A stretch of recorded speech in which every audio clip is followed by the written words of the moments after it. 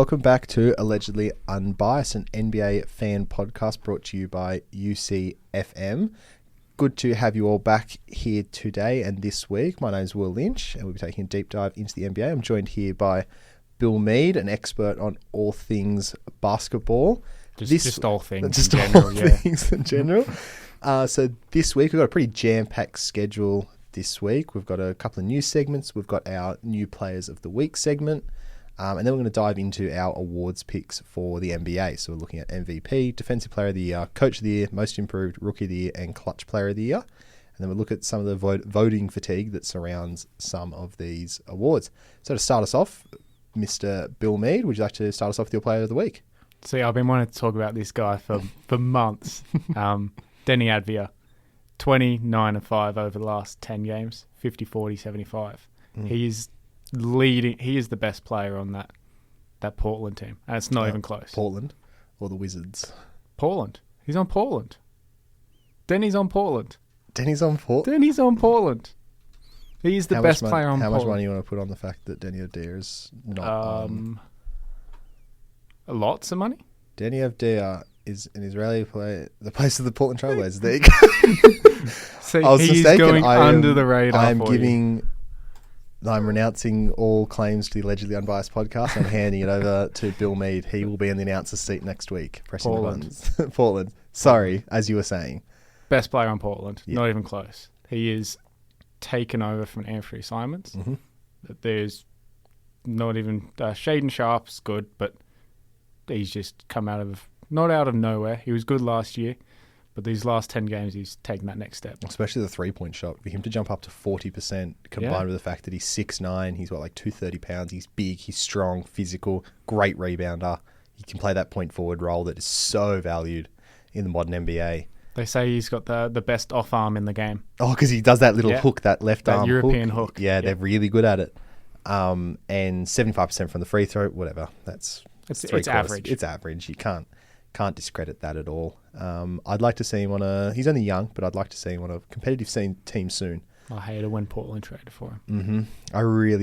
He was a guy that I liked on Philly. I would have really liked to have in Philadelphia. I think he'd be good on every team. Pretty much, yeah. Any team that needs, he'd be great on Memphis. Big body rebounder, bit of off-ball playmaking, given with their offensive rebounding struggles. I've cheated a little bit on my players of the week, and I've put the entire Cleveland Cavaliers 24-25 roster. I think what they've been doing, so they're on a 16-game win streak, which actually got cracked yesterday. Against Orlando of all teams. It's their second 15-plus game win streak of the season. And so over that, so a 17-game stretch where they were 16-1, it was 123 points scored, and they were only allowing 110. So it's a plus 13 differential, which is pretty damn good. Yeah, it's pretty historic. And then if we wanted to get technical with a particular player, DeAndre Hunter is 13-1 as a Cavalier. While he's only averaging 15 points, 4 rebounds, 1 assist, and I think a steal and a block a game, he's 48 from the field, 48 from 3, and 85 from the free throw line. And bricked a clutch shot. Yep. Well, you can't hit them all. That's why he's 48, not 100%. But for him to be 48%, especially when coming into this season, people didn't know if he was a shooter. Exactly right. And also 48% when you're also a guy that can go get a bucket, can go tween, hezzy, can play in the mid-range, can get to the rim. 48% is what you expect out of the 6'4" white dude out of Duke. Not a guy that's 6'9", big, strong, athletic, great defender. So it's a great pickup for the Cavs. Moving on to our news. So Stephen Curry has officially hit 4,000 threes this season. He took a lot that game. It took a lot. He wanted to get to it. Fair enough. I can't blame him. I watched the Golden State Knicks game on Sunday. Great game. Golden State obviously won, but it was a really good game to watch. It was interesting seeing how New York can play without Jalen Brunson. They don't look that good. Don't look good. They were hanging in there. I was surprised. I was like, wow, New York looks terrible. Oh, they're only down 3. It's because their number one player is Cat. Yeah, he was in 3 fouls. Had 3 fouls early. Yeah, he's didn't look good in that game. But the broadcasters on ABC, Doris Burke and Mike Breen or Kevin Harlan on ABC, it's one of the two, said that Steph Curry's total threes, the distance, equals nearly 20 miles of shots in the NBA. 'cause you say it's about 30 foot a shot, 4,000 tons, like however you work it out to be, which is insane. And the question I wanted to pose to you, Bill, is do you think Steph has made 1,000,000 threes in his life? So he's made 4,000 in the league. So this is counting practice, what he was making on his JV team, anything like that. Do you think he's made 1,000,000 in his life? 1,000,000? That's a lot of threes. I mean, I don't even know. Like, I reckon he shot 4,000. Made 4,000. Made probably 4,000. Shot 12K or something like that, 11K. Wouldn't be that many. No, he's 40% threes. He'd be about to be about 10. Yeah. 10,000. No, I don't think he's... I reckon he just has to. He would be doing practice sessions where it's thousands upon thousands of threes. And yes, while it's not every day. I reckon he's made Probably 500K or something. 1,000,000 is a lot. I don't know. It's an interesting hypothetical to think and kind of consider just how much work goes into being that caliber of a shooter. Because they say you shoot 500 threes a game. 500 threes like a practice session. But he's doing 4 a week? I can't do the maths on that. We'll come back to you next week and do some maths on that one. Maybe half.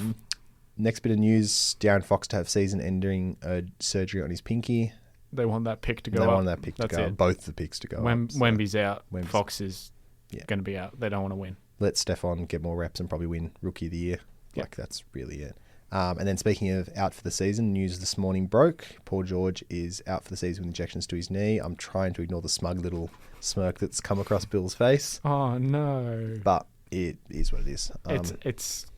It was coming because Shams reported that the Thunder got in trouble. The Thunder got in trouble, and Philly was potentially in trouble for sitting players out for no good reason. Mm-hmm. So then the next day, Paul George out for the season. Max will be next. Yep. We speak as we just watched the end of the Philly-Houston game with Quentin Grimes dropping 46. In a loss. Don't need Paul George, just need Quentin Grimes. Or to lose more games. Lose more games. We want that top 6 pick. So go straight into our awards, I guess. Do you want to start us off with your... So what we've done is we've done our pick, a runner-up, and then kind of a dark horse or a third runner-up, just to make it a little bit interesting. Do you want to start us off with your picks for MVP, Bill? I mean, it's no surprise that you've got 1 and 2. We both got the same. It's Jokic and Shea. I've got Jokic 1, Shea 2. I don't... People are going to say, Shea should get it. But Jokic is just doing unseen stuff. Yeah, he does it every game. It's not like he takes a game off or anything. Mm-hmm. It is ridiculous. 30, 10 of 10 every game. It's ridiculous. And I know, there's obviously all the conversations that are coming out now about Shea. Is he a foul baiter? Is he a foul baiter? I don't believe he is. Obviously, he's enunciating the contact. There has not been a 30-plus point per game scorer ever in the league that hasn't averaged 6 or 7-plus free throws. That's just how it works. And yes, if you say it's ethical scoring or whatever, but you can't tell me that Kobe Bryant wasn't flopping.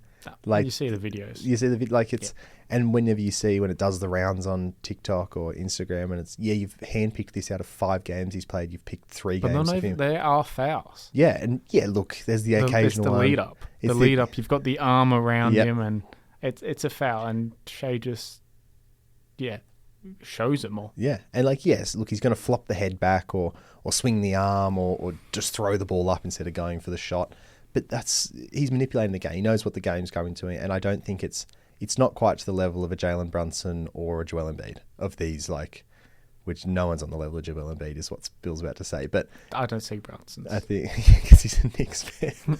But those big flailing arms and just because he's got a big head. Yeah, he does have a big old dome. And if we look at it, so that Detroit game, which is the one that's getting a lot, and I watched a bit of that, and yes, look, the refs were giving nothing to Detroit. Some of those plays, what was it? Jalen Williams tripped on the other Jalen Williams' foot. Oh no, it was Cade tripped on Isaiah Stewart's foot. Sorry, it was another play, and they reviewed it for a hostile act on Cade. And it's well, why? How is that possibly? That was after a review too. Yeah, it's what are we doing here? So that was a bit funny, but at the end of the day, he had 48 that game, and he didn't have the free throws. He would have had 38 or 40. So that's one. That's one game out of 82. And it's also 2 calls. Yeah. And down the stretch, you put every part of that Detroit team on Shea, and you couldn't guard him. So, like, whether he gets it through free throws, he gets it through the middies, the tween, take it to the rack, like, what does it matter? Points are points. So, yeah, we've obviously both got Jokic. Well, Jokic is just, it's crazy. Mm-hmm. Like, his rebounding, it's not even, it's defensive and offensive. Mm-hmm. The 3-point this year is ridiculous. He's shooting, like, a career high in attempts and percentage. Yep. He is, I think it's career high in points. Mm-hmm. He's the third player in history to average a triple-double. Mm-hmm. It is ridiculous efficiency. And the team is just horrible without him. They're not even a play-in team without him. Yeah, so I'll read you off the stats from Nikola Jokic this year. So he's 29.1 points a game, nearly 13 rebounds and 10 assists. And I'll find his 3-point splits for you here. 41% on nearly 5 attempts a game. Yep, career highs across the board. He's 80% from the free throw.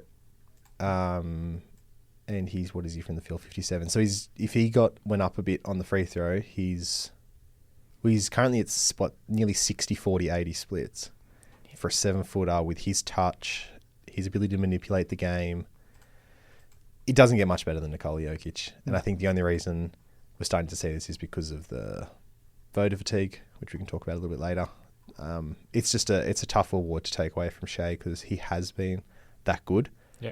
The team's just that good. And Oklahoma's amazing. But they win without him. They do get the occasional win here and there without him. I also think there has been the thing as far as players being out or in is for Shea is that he has won when he has played games without Chet, without Jalen. Like, they just beat the Celtics without Jalen Williams. Yeah, but I know, like, everyone's going to have games. Denver wins without Murray. Yeah, Denver wins without MPJ. Obviously, he didn't have his Chet for the first 3 months of the season, so that might be a little thing that people might add into. Obviously, the Thunder being 56-12 compared to the Nuggets being 43-25, but it's not enough of a gap that I think standings will really play into it. It's coming down to numbers and it's coming down to individual stuff. Because at the end of the day, they don't look at your record; they look at where you were in the standings. Yeah, exactly right. They go, "Oh, Westbrook was 5th in the standings when he won MVP."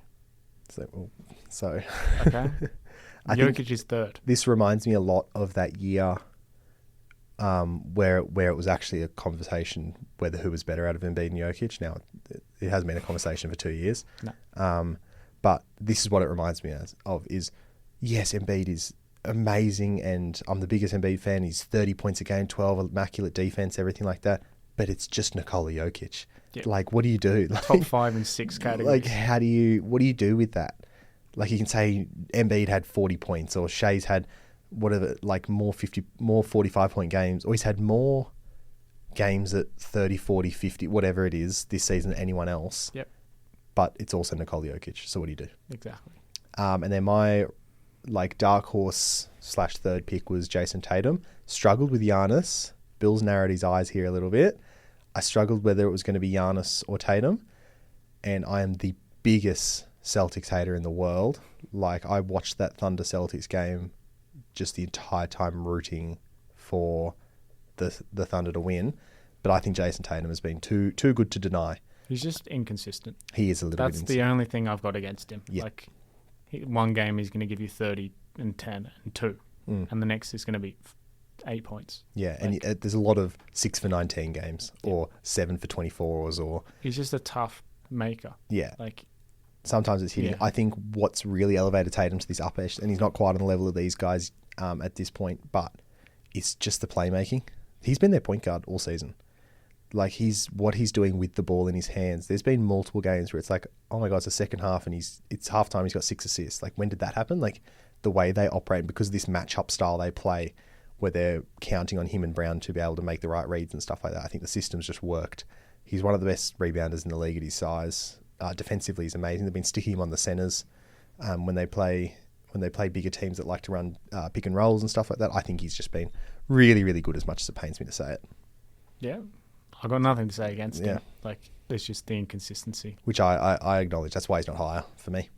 My dark horse, out of nowhere, LeBron. Yep, I love that. Like, he's been good all year, but the last 20 games, excluding the ones he's missed through injury, it's a whole new LeBron. It really is. I don't know what his stats are over that period, but it is something crazy. Like I would have a guess of borderline triple-double. Yeah.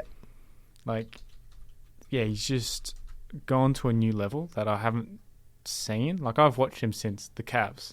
There you go. Averaged 28, 10, and 7 over the last 15 games. With elite defense. Like, he's back to, like... He's locked in. He's back to, like, Miami. Not quite Miami because he's not as athletic as he was, but he's so much smarter than he was back then. Yeah. Like, he is going to get MVP votes. Yeah. And I wouldn't be surprised if he finishes third. Yeah. Like, he won't finish first or second because they are locks, 1 and 2. But third, it's up. He's going to be first team All-NBA if he plays the 65 games. I think he has because he's only missed like 3 or 4 before he's gone down with his groin injury.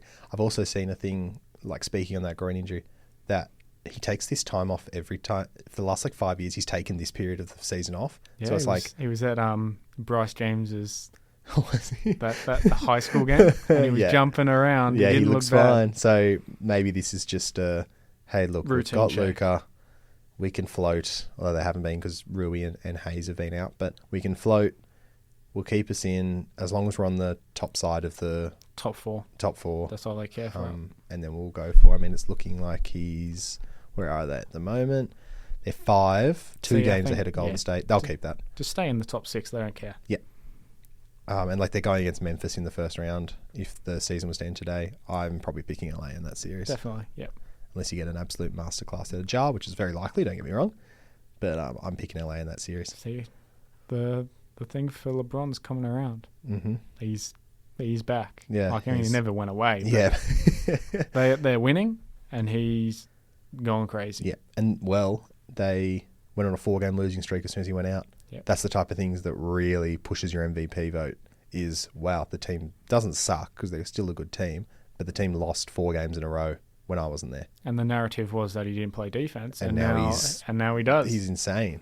He's just the greatest help defender of the last 10 years. He's so good on that weak side. And just so smart as well with how he fronts and how he plays angles and directs and how vocal LA has been now on the defensive end when he's out there. They've got 2 of the smartest players on the court at all times. Fitting then, as we talk about defense, we turn to Defensive Player of the Year. Who is your pick for DPOY? Once again, we got the same one, don't we? Yeah, we got the same first round. I don't think it's that hard to guess. Mobley. Yeah. He's led the best defensive team of the whole year. Yeah. And he just looks ridiculous. And I think, they are the best defensive team. And it's interesting, Defensive Player of the Year never seems to get the kind of... it's a weird award to try and predict because it's always going to go to the big, right? More or less, typically, it's going to go to the big or the centre. And I think it's interesting. It's weird how we cherry pick. So we say with MVP, right? And you look at team success, is the team good without him, that type of thing. It's weird how we cherry pick defensive stats when it comes to Defensive Player of the Year. I feel like sometimes it's this massive thing that, your team sucks when you're on the floor defensively. But then also it's you've got good defensive personnel, but that doesn't take away from your acumen. Like Rudy Gobert winning it last year, right? Yeah, Rudy Gobert's amazing and his on-off stuff's amazing, all that stuff. But he had Karl Anthony Towns, who was a plus defender that year. Anthony Edwards, amazing defender. Mike Conley, amazing defender. Jaden McDaniels, amazing defender. And then he was sharing the floor with Nickeil Alexander-Walker, amazing defender. With Naz Reid, amazing defender. So I feel like that wasn't really taken into consideration how good Minnesota is. But are you saying Cleveland's like that? I wouldn't say Garland. No, I wouldn't say, but I think Mitchell. You've also got Allen and Hunter and Okoro. But they didn't have Hunter for most of the season. That is true. I think it's interesting because, I'm using this to compare to Dyson Daniels. The Hawks suck on defense. They shouldn't, but they do. So... But are you looking, when Westbrook and AI lead the league in steals? That's true. He's not that type of just steals from leader. Gambling passing lanes. Steph Curry. Yeah. It's easy to say Dyson does that. That from the perspective of someone that's never watched him play. Yeah, not knowing how truly... But when you look at Mobley, you can see the team is so much better when he's on the court. And just how rangy he is. He can literally go from I'm happy with him guarding 2 through 5. Yep. I think the quicker guards can get a step, but so what? But there's only 5 of those in there that are actually going to get a burst past him. So he's averaging nearly a steal per game and a block and a half a game. And that's next to a traditional centre. Yeah, exactly right. I think They are just, they are ridiculous this season. With a defensive rating of, I'll pull it up. So yeah, he's a hard one to look past, I think. And as much as we want to play the Aussie, they go a defensive rating of 107.4. There you go. That's ridiculous. I don't know you can really push anyone above him. So I've got in my second place is Dyson Daniels, 22 today. I made sure to, I think Bill sent him a happy birthday message. Just let him know. Yeah, he responded. He was like, oh, happy birthday. Oh, thanks. Yeah. So he's got 191 steals on the season, right? So that's more than anyone in the last 15 years.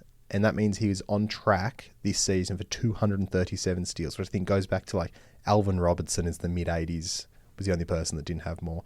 I looked up as well. Shai Gilgeous-Alexander at the time of this recording has 117 steals, and he's in second place. So there's 70 steals difference between first and second. That is historic. And I think like... But it doesn't show up as much. Defensively, like when you look at the analytics, a steal or perimeter defensively... Deflections or anything like that. It doesn't show up as much. If you had someone that is great on that style, it is not as impactful to a team. Yeah. And I think it's so weird that so Dyson Daniels, he's 4 points behind Evan Mobley defensive rating wise, which is you don't get the impact as a guard unless you're Marcus Smart or Drew Holiday, who can range up. Simmons. And Ben Simmons, he's something else entirely. The GOAT.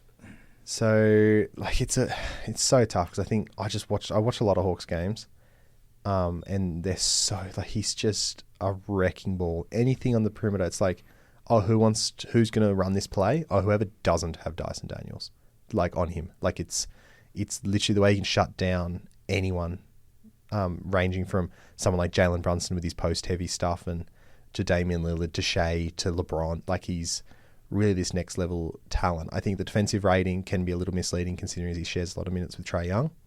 But then you consider, like when we were discussing Mobley, you said he can guard 2 to 5.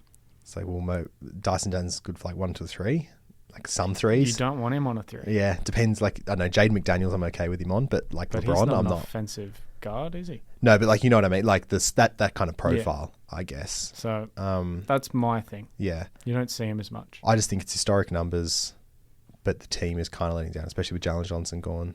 I mean, I've got him as my 3. Yeah, you got him as your 3. Who do you have your 2? I really struggled. Yeah. I mean, we should put a disclaimer up. None of this would be a conversation if Wemby was... Yeah, exactly right. That's the only reason. Honestly, if it was Wemby, that would have been the only thing in this category. There would have been no runners-up, no dark horse, nothing. You'd go Wemby and then, Mobley maybe. Yeah. He would get like second place, 100% of second place. Yeah, exactly right. I got Triple J, Jaren Jackson Jr. I like that a lot. It's pretty much the same profile as Mobley, but not as good this year because he's had to do more on the other side. He's been so good offensively. Just not been as good. Yeah. So, whatever we say about Mobley, take off 20%. Yeah, that's much how I feel. And I think as we talk on Jaren Jackson, we mentioned how his rebounding numbers aren't great. No. I think like it's such a hard thing because he is the main backline defender for this Grizzlies team, right? Because they don't have the Dylan Brooks anymore, anything like that. So I guess the problem is he's always contesting. So they've been playing him at the 4 with Edie at the 5, or do they still have Steven Adams? No, Steven Adams is on the Rockets. We watched him today, mate. Tune in. So I think that's a tough one. But yeah, Jaren Jackson, I don't have him in my ranking, but he's been great. He's been really, really good. I have this is a dark horse pick, either Jalen Williams or Lou Dort. So you might be thinking, that's weird. Dort you could almost see. But Jalen Williams is is the league leader in defensive rating per game for a wings. He's 106.7, so he's actually better than Mobley defensively. So yeah, but is that just sharing the court around it? So then you go because you just said, Shea's second in steals. Yep. You had J-Dub or Dort as your dark horse. Yeah, and then you got Chet in the back Chet. line, Isaiah Hartenstein, Alex Caruso, Kaysen Wallace, Aaron Wiggins. Like it's hard to be elite when everyone around you is. Well, it's hard to stand out amongst the elite. I think, and just the Lou Dort factor is something I cannot wait to see playoffs. I would love a LA OKC matchup just to see how Lou Dort plays LeBron and Luka, because he'll get the primary assignment on whoever's. He'll also get 6 fouls. He will also, yes. He needs to stop hacking. I mean, fouls a lot. Yeah. Okay, moving on to Coach of the Year. Who do you have as your number one? Again, number 1. And number 2 as well. Oh, yeah. Yep. Kenny Atkinson. Yeah. Cleveland. That's pretty undeniable. They've had this team together for a while. Mm-hmm. Like the 4 main guys. Yep. And they weren't this good last year, the year before. Mm-hmm. And new coach. And it seems to have tied, especially the offensive stuff. They're never bad offensively, but just like Kenny Atkinson's always been known for his radical offense stuff that you did. He was in Golden State for a while, I think. Golden State, he's been in Brooklyn. He was going to go to Charlotte and then backtracked, which is good for him. Yeah, exactly right. I'd much rather be here than he's just in Charlotte. He's changed what we thought, because Cleveland, you always went, oh, can you play those two? Can you play Allen? Can you play Mobley together? There was a lot of conversations coming into the season. Is this a season you start to think about moving Allen and pushing Mobley to the 5 full time? Can Garland and Mitchell play together? Yep. They're 2 small guards. What's going to happen? Who are they going to play at the 3? I mean, they found Strus. They got Okoro decided he could actually hit a shot this season, and then DeAndre Hunter comes in. Exactly right. You got Ty Jerome developing into pretty. Yeah, it's 6th man of the year. 20 minutes, and it's like 12, 5, and 5. That type of stuff. Yeah, like it's pretty. Yeah, it's. They are. I don't even know what to say. They're going crazy. I mean, I don't really see how you don't pick Atkinson. Yeah. But, I mean, we've got the same one, so yeah, kind of arguing with the air right now. Yeah, so it's. I mean, Kenny Atkinson. So came into the league in 08-09. 4 years with the Knicks until 11-12. Then he was the head coach of those assistant coach, of those really good Atlanta teams from 2013 to 2016. Then he was on those funky Brooklyn Nets teams from then until 2019-20. So he was the coach that was fired for Steve Nash. Yeah. He had that. Oh, because he loved Jared Allen. That's right. Yeah. He had that. And Karis LeVert as well was on that team. Yeah, because he had that frisky little fun. KD hated KD and who was it? Harden wanted to play DeAndre Jordan. Ah, that's right. Why on earth you'd want? They didn't want to play Allen. Good lord! But he was on that funky. Was that 42 and 40? The Brooklyn team, the D'Lo, Taurean Prince, Rondae Hollis Jefferson, Jared Dudley. I remember that awesome first round series between them and Philly. Like Ben Simmons hated it. That was a fun team, and then they gutted it all for whatever 30 games of KD, Kyrie, and Harden. I mean, I would do it again. Yeah, it was great fun. He was assistant coach for LA, then 3 years as the assistant coach for Golden State under Kerr. Obviously won a chip in 22 and is now the coach of the Cleveland Cavaliers. But yeah, just really good stuff from him. He's just well respected. Like, you look at it and you go, oh, his stats don't back that up. But he was always well respected. Very. I've also got Kenny Atkinson, and then I've also got for my second pick, same again, great minds think alike, is JJ Redick of the Los Angeles Lakers. I think what he's done both to change this offense, even how they looked before they got Luka, to change the offense, to get LeBron and AD to buy in. Well, we always knew the offense was going to come around because we watched the podcasts, we saw JJ and we saw LeBron together, and the plays they knew together was just always going to work. Yeah. But it kind of the defensive side of things was unusual. We didn't think they were ever going to be this good. Like LeBron on an elite offense in 2025. Yeah. When's that going to happen? That's crazy. And I just think the little things, how he's gotten everyone to buy in, all that type of stuff.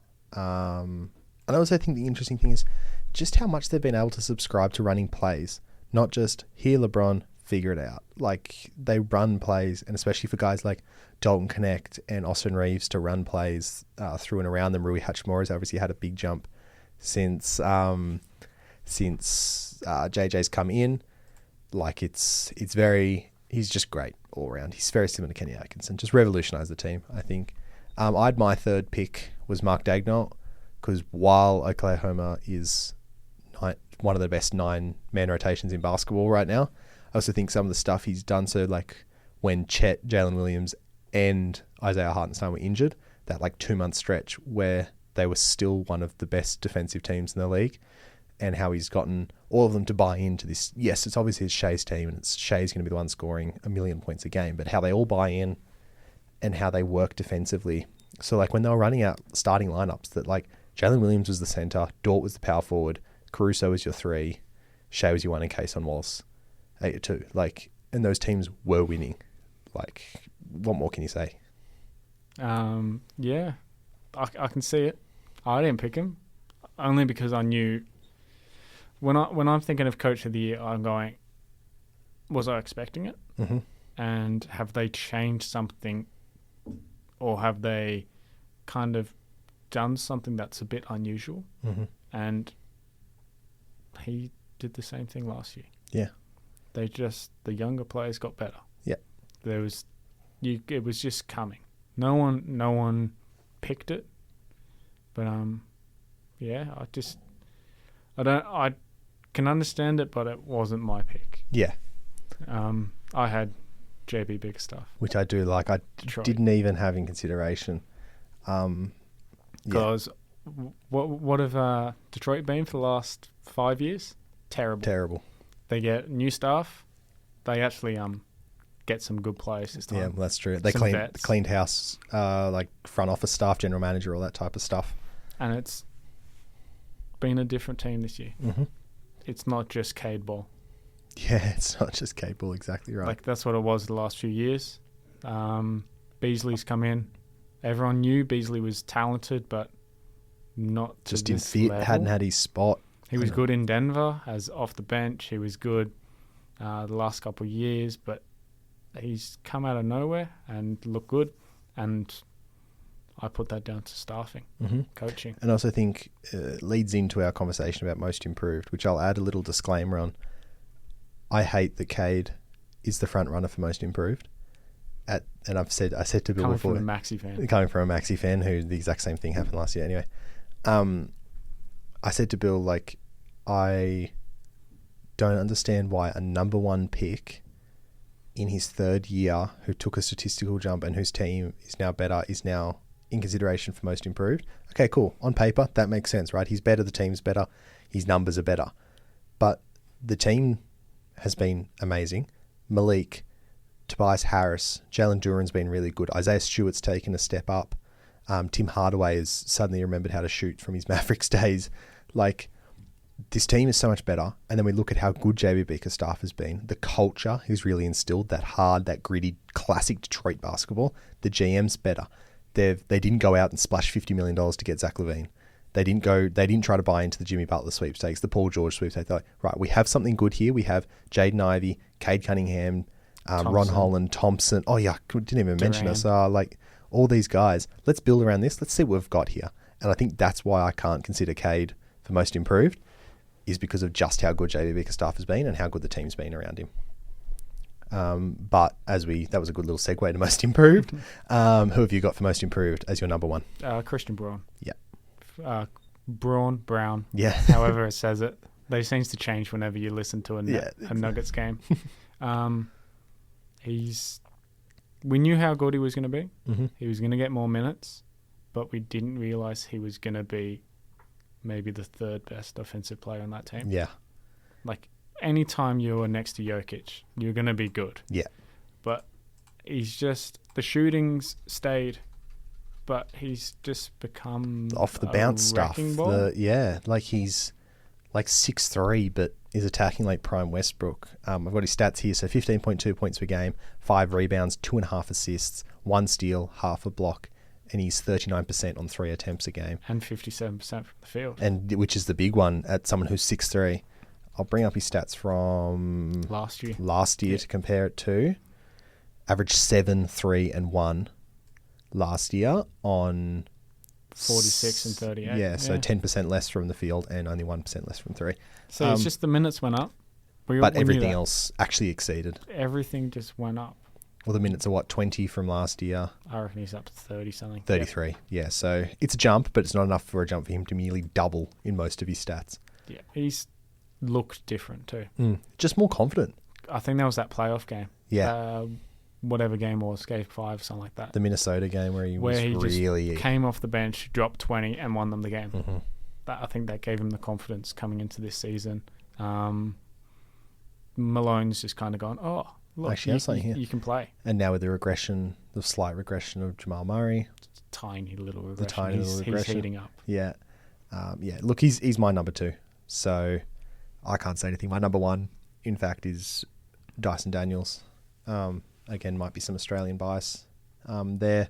But I just think you had a guy who was literally looking like a draft bust on the Pelicans, got a new breath of fresh air, and was able to just blossom. And what I'm seeing offensively, I've noticed, obviously, because Atlanta's now the injury to Jalen Johnson, not going to be making too much noise in the postseason. I've noticed that Quinn Snyder's been staggering Trey and Dyson, so they'll play like a full half a quarter on their own. And I think he's probably just feeling out what he's got with Dyson there. And look, sometimes it's been bad. Don't get me wrong, he gets a bit flustered and he's not quite got the handle to keep himself under control. But I think that Dyson's been great, both defensively and offensively. The shot's still got a long way to come, though. So you're just describing negatives. And it's like, how can you say a guy is the most improved when there is so much questions around him? I think I'm just basing it purely off vibes. Just what I'm watching. And then we've both got for our runner-up or dark horse, Evan Mobley. Don't forget, I got Cade. Yeah, well, I got Cade second. Disproved your Cade. You have not disproved. You got to give me. I'll give you Cade if you give me Dyson. But I've got a case for Cade. You do have a case for Cade. Everything's gone up. The team wins. That's all I need to say. Mm-hmm. Where you're saying, oh, Dyson, but this is wrong. This is wrong, and it's like that's fair. His minutes went up. Yeah. It's the Maxey argument from last year, which is the minutes. Yeah, but Maxey looked polished. Yeah, he just added the 4 points per game and the 2 rebounds, the 2 assists, or whatever. Where you watch Dyson, and I wouldn't say it's not that polished. much of a go. Yeah, no. he has his stretches, I think. And then Evan Mobley, defensively, he's always been great, but the offensive stuff, the shooting being like 37% on like 4 attempts a game, like whether that'll stick and for it's the middies. The middies. Yes, the confidence in the middies. I can't remember how many games I watched. I'm like, why are you taking that shot? And it's working now. Yeah, he looked good. Rookie of the year. We've both got Stephon Castle.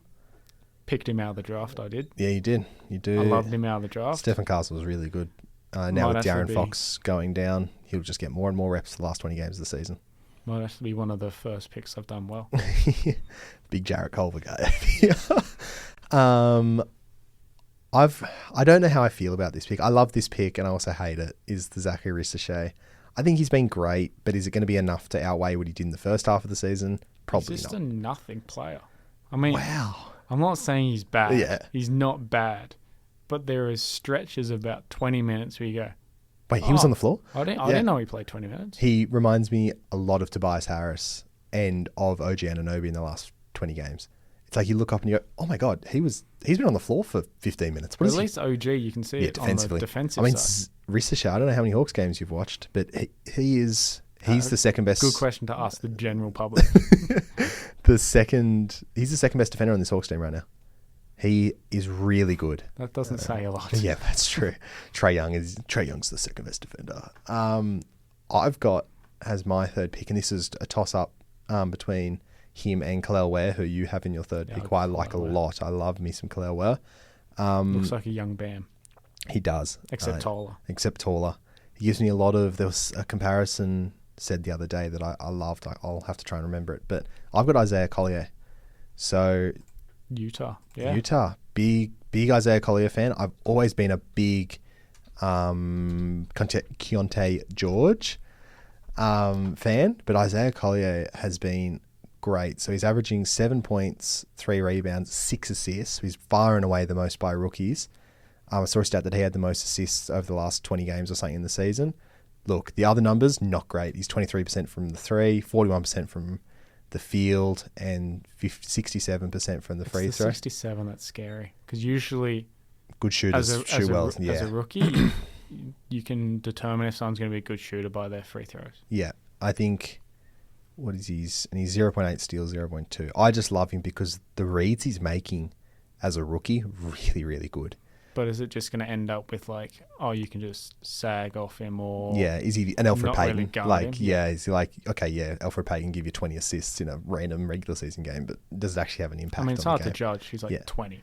We'll see. But I like Isaiah Collier a lot. It was a tough pick between him and Khalil Ware. I had Jalen Wells as my second. Jalen Wells. Memphis. Yeah. When Jar was out, or even when Jar's in, he looked like he fits. And you can't really say that about most rookies. Looks like he fits and looks good on an NBA court because most of the time that's not the truth. It's not the truth at all. His stats it's probably something similar to Collier. Yeah, I'll give it up for you. Maybe not great. I think he's... Maybe not as great passing, but definitely scoring's better. An animal defensively. Yeah. He's not had a great stretch recently. What's that? 10 points, 3 rebounds, 2 assists, 43% from the field, 36%. What you'd expect out of a rookie guard? 81% from free. So he's going to be a good shooter. Steph Curry said he was the hardest cover he's ever had was Jalen Wells. Yeah. Which is crazy. He's just got energy. He does, yeah. He's just a really good guy. Memphis, future is bright in Memphis. I don't know how they keep getting these random guys. Clutch player of the year, this will be a quick one. We've got Jokic and Brunson. I've got Maxey, and Bill has Norm Powell. Dwight Powell. Dwight Powell. Oh, of course, Dwight Powell. The man whose contract is always 2 years away from expiring. Yeah. But yeah, Jokic and Brunson, they're 50-50. Like, they're both so amazing. They're who you want the ball in the hands Brunson probably has the most clutch possessions, and he shoots 50-something percent. He's ridiculous for a 6'3" guard. Or he's not. He's 6'3", he's 6'1". He's 6'1" in shoes. Yeah. And then Jokic is... Just Jokic. Whatever you say about He just Jokic. doesn't make the bad plays. He shoots 57% in clutch. Yeah. And then, Max. You had Maxey. I had Maxey purely because, and it's not looking good recently, but he had the most points in the clutch. It's hard to pick Maxey when your team is bad. The team is terrible. How can you say you're the most clutch when... No one else was actually going to do anything. And also, I was surprised that we were in that many clutch games as a Philadelphia fan. I just like the Maxey, just the stats look good. And I think he's just another one of those guards like Jalen Brunson that you're just like, oh, we're down 3, there's 45 seconds on the clock. I want Maxey with the ball. I watched the playoffs, I know. Yeah. Yeah, that's coming from the Knicks fan. Yeah, I watched. Yeah, he's an animal. Norman Powell. Yeah. Bit of a dark horse. That's a big dark comes horse out pick. of nowhere. But he's shooting ridiculous in the clutch. He's very, very good. I know they've got Kawhi and they've got Harden who are going to hold the ball during those possessions. But as a play finisher, just kick it out. He's he very, shoots very good. Crazy. Sixth man of the year. I mean, it's pretty unanimous. Look, DeAndre Hunter had a case for it when he was on the Hawks, but now he's getting a lot more starting minutes. Yeah. Malik would have been an interesting Malik's topic an interesting... because but he was always a good shooter. Yeah, it's just a little bit more of an opportunity. Yeah. And he's playing starting minutes just coming off the bench. So I'm not... And look, Naz Reid, yes, but with the Randall injury, he's been starting. The Gobert injury, he's been starting. Ty Jerome, yes and no. It's Peyton's to lose. Yeah, definitely. Peyton Pritchard. Yeah, Peyton Pritchard is very, very good. We'll have a quick chat. We've got a couple of minutes left. I just wanted to see what your opinion is on voter fatigue. So we're talking about how much that might be playing into Shea losing out on the MVP. Jokic, losing out the MVP to Shea, because we're normalised this idea, right, of greatness in a league. And it seems to happen a lot with the MVP, more so than some of the other awards. I wonder whether in 5 years we'll start having voting fatigue with Wemby for DPOY, stuff like that. I don't think so, because Gobert had 4. Yeah, that's very true. And the DPOY doesn't hold as much historically as an Howard MVP. had the 4, Wallace had the 4. Yeah, 4 as well. I think... what I've got written here is LeBron generally might have 6 to 7 MVPs if there's no voting fatigue. No. So you don't think 2018 he should win it over Harden? That's the only one. So not over Derrick Rose? Derrick Rose had the narrative. So this is obviously narrative plays a big part into it. Yeah, he did. Even like the Nash years, he could have had one in there. That was Kobe's to lose, not LeBron. Yeah, that's true. He had that 34-point game. Yeah. 34 points ago, 36 or whatever it was. Yeah, I just think it's interesting. Like, LeBron should have won it in 2018. He should have had a DPOY as well. He should have had a DPOY. And then also, you could even make the argument for that first Jokic one being Giannis's to lose, that we were starting to get. And even now, Giannis is like, the numbers Giannis is putting up. I think and we're it's just the like free throws from Giannis. Yeah, that especially at that point. Now he's looking better and the mid-ranges are looking better and everything. But like Giannis... It's a career low from free throw. But he's a career high in mid-ranges, so you got to weigh it.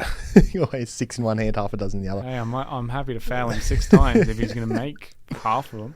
I think, yeah, that first Jokic year is the one I'm thinking.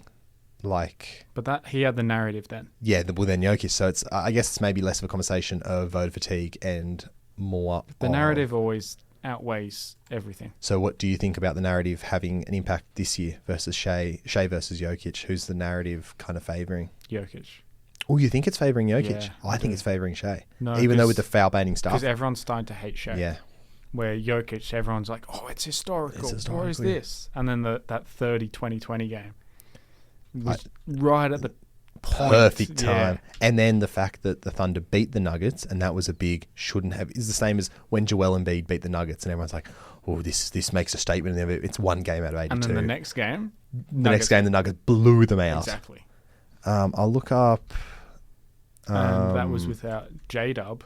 And it's like, oh, so he can't actually win without other players. Yeah, it's like, oh, now he can't. So it's just how see if I can find the voting for the 2021 MVP. So we'll see Jokic won. Oh, there you go. Giannis was 4th. But Giannis was averaging 28, 11, and 6. 1 steal, 1 block. That was still when he was one of the greatest help defenders in the league. Steph was actually 3rd that year. He had that narrative. Well, he had the narrative coming back from the hand injury. See, I think the NBA has a lot more statistic-based followers now, analytics. And it is so accessible now to quickly put up Basketball Reference, put up StatMuse, and you can see everything. Where, like the last 20 years, you would go off feel, you'd go off vibes, basic stats. How you're watching, and especially with all the player tracking stuff, we can look up how many times has Karl Anthony Towns defended a pick and roll where he's 10 feet from the basket and the game had 6 minutes. Yeah, like it's ridiculous. And yes, it's good, but it's also, we always have the eye test, right? And the eye test tells me Jokic. Yeah, the eye test does tell me Jokic. But I wouldn't be upset if Shea wins. No, it's perfectly likely that Jokic goes back and wins one next year. Yep. Because he's only 30. Gets better and better. He's like a fine wine. He's only 31 and he's got a game that doesn't rely on athleticism. So it's the opposite. Yeah, exactly right. That is all we have time for today. Thank you all for tuning in to another episode of Allegedly Unbiased. I think next week we're going to maybe look at what would happen if the playoffs ended today, and we can do some hypotheticals on some matchups and who we kind of feel like has a good vibe going into the playoffs. Cool. But that's all. Thank you all for listening. Have a good week.